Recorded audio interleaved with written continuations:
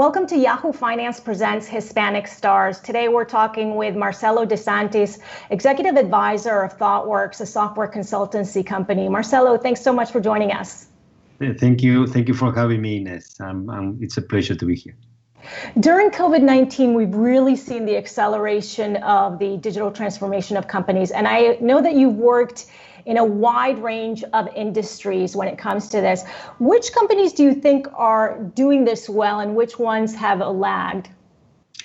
Well, I would say, COVID-19, as you said, is only an acceleration of something we have seen for many years, right? Which is the pervasive, I would say, intervention of technology into business models. To your question, which ones are doing well and not so well? I would say that companies that have been delaying their digital transformations for years, they are now getting to the realization that they need to catch up. So it's not that they're not doing well, they have to invest all at once and in a very short period of time. But, industries that are, I would say, focused on collaboration platforms, industries that are related to edtech, health tech, and things like that are doing very well. Now, traditional companies, as I said before, are going through an adaptation time in a short period of time, and hopefully they catch up soon. And what we've also seen are brands going direct to consumer. So Nike has been doing this more and more. We even saw Beyond Meat offering a direct to consumer site. Are we going to be seeing more of this, brands that are directly selling to consumers?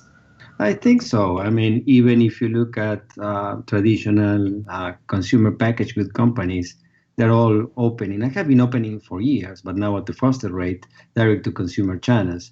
And the reason is that, many of the habits that we see in consumers today as a result of COVID-19 are here to stay, right? It's said that, a human being takes 60 days to get the new habit. And we have been in quarantine for more than 60 days at this point.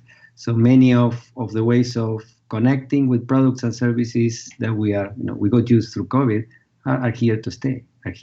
So I will think this trend will continue in the future.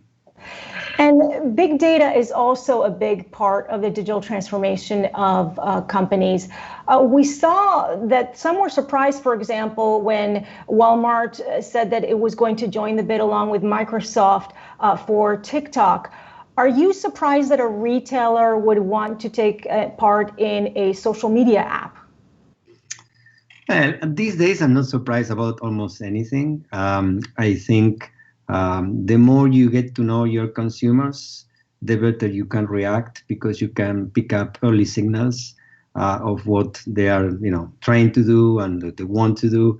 So the closer you are to what, in the industry is called as first-party data, the better your business model can adapt to sudden changes as COVID-19. So I'm not surprised that not only supermarkets or retailers to try to get into social media more, I would say, aggressively.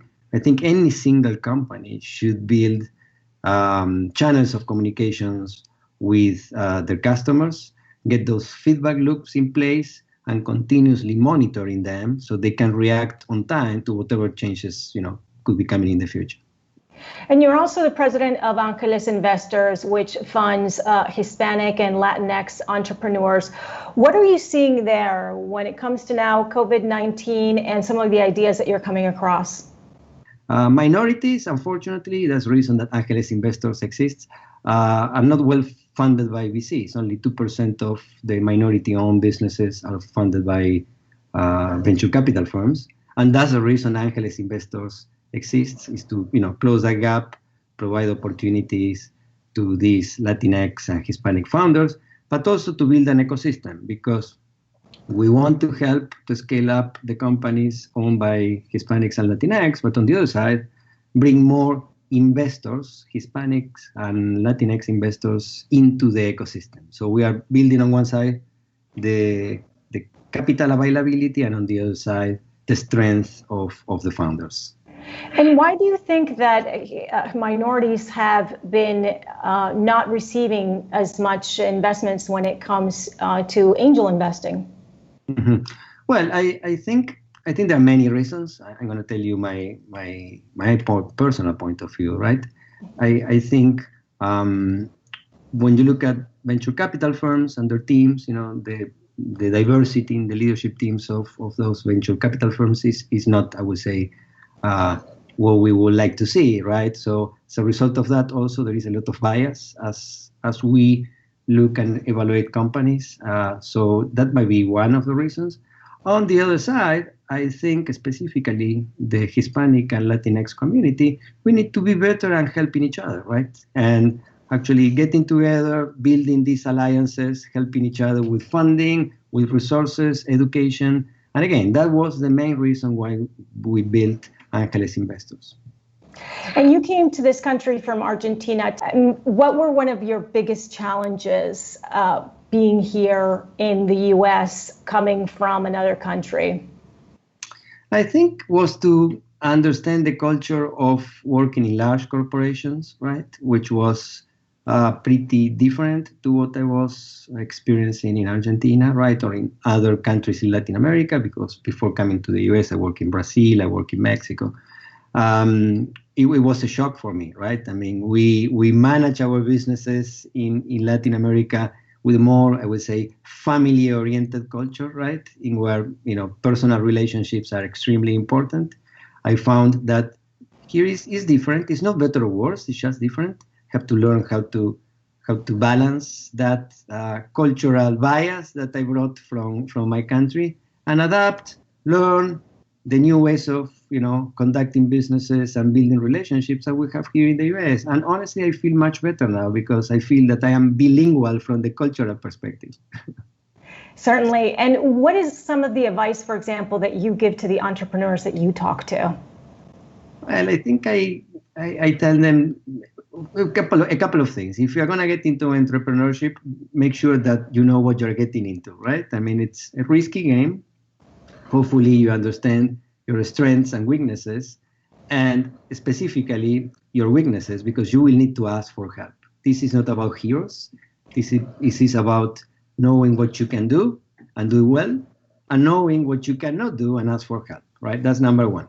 The second thing I tell entrepreneurs is make sure that you are very clear about what problem are you trying to solve with your business. I mean, you have no idea how many times I am in pitch competitions or presentations, and it takes like 5 or 7 minutes for me to understand what is the problem the entrepreneur is trying to solve. And that puts off many investors very early in the pitch presentation, right? So I would say those two things. Last but not least, in COVID times, make sure that you take time to re-energize.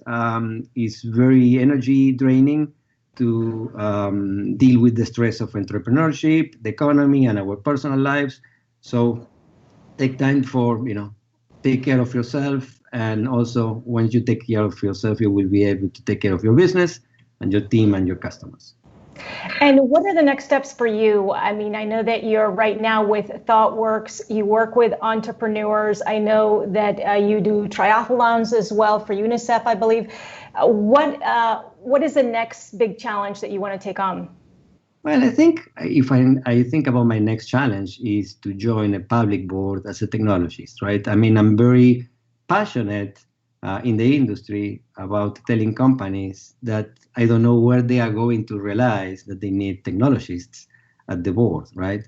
And the reason is that I do believe profoundly that every single company, it is or it's going to be driven by technology and data, right? And we see that every day more and more. And I hope that one of the benefits, if I can call it that way, from COVID-19 is that traditional companies understand that they must change, right? And they must embrace technology in a different way, not as a support function, right?